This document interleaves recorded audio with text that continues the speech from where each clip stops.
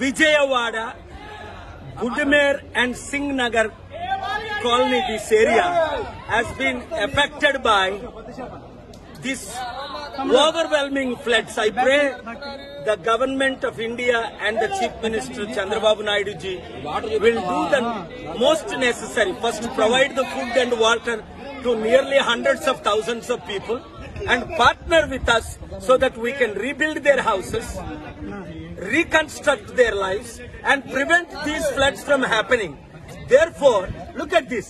Hundreds of thousands of people, almost 400,000 in Singh Nagar, 280,000.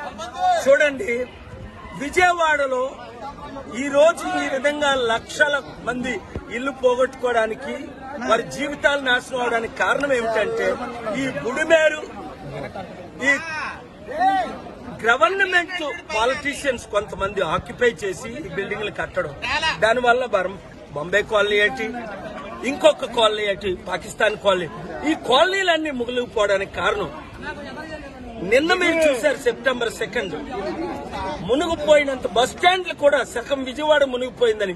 అందుకే నేను 3 డిమాండ్లు చేస్తున్నాను. ఒకటి, మోదీ గవర్నమెంట్ దాదాపు 10,000 కోట్లు ఆంధ్రప్రదేశ్ కి, 10,000 కోట్లు తెలంగాణకి, తెలంగాణకి చెప్పాను కదా మాట్లాడొద్దని, దాదాపు